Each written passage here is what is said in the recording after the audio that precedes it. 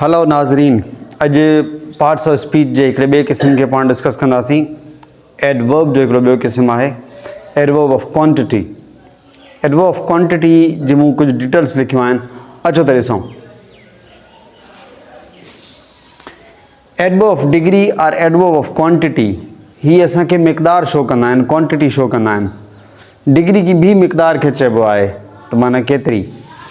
अच्छा, ही अमूमन जेको आहे पाण खे एडवर्ब ऑफ डिग्री या एडवर्ब ऑफ क्वांटिटी जुमिले मां ही हाउ मच इंग्लिश में ऐं सिंधी में घणो जेकॾहिं पुछंदासीं न जुमिले खे त पोइ जवाबु मिली वेंदो। कीअं, इनखे पाण एक्सप्लेन कयूं था।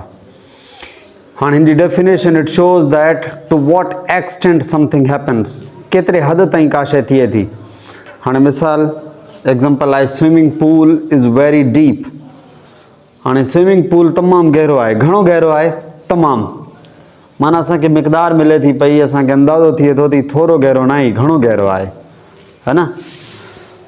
Second sentence is the movie was quite enjoyable.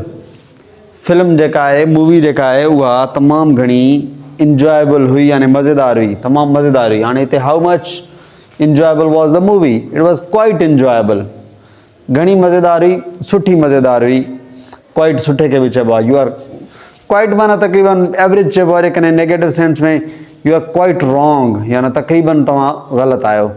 सो ही इंजॉयबल हिते इंसान मज़े वारी ॻाल्हि आहे, त इनखे पाण पॉज़िटिव सेंस में खणंदासीं। अच्छा, the third sentence he spends too much, हू तमामु घणो ख़र्चु कंदो आहे। हाणे हिते तव्हां घणो पुछंदो, हू घणो ख़र्चु कंदो, हू तमामु घणो ख़र्चु कंदो आहे। द वर्ड तमामु असांखे ज़ाहिर करे थो थी थोरो ख़र्चु न कंदो आहे।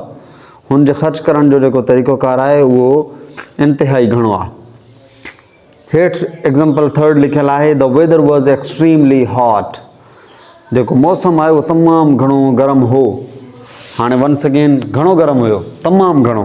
हाउ much was the weather hot? It was extremely hot. हाणे हिते extremely this is adverb of degree या वरी एडवर्ब ऑफ क्वांटिटी। हाणे last but not the least example I am almost ready. मां तक़रीबन तयारु आहियां। घणो तयारु आहियां? तक़रीबन तयारु आहियां।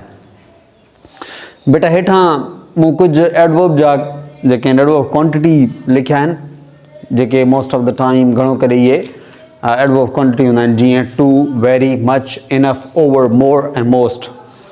जेकॾहिं या इन खां अलावा ॿिया बि थी सघनि था।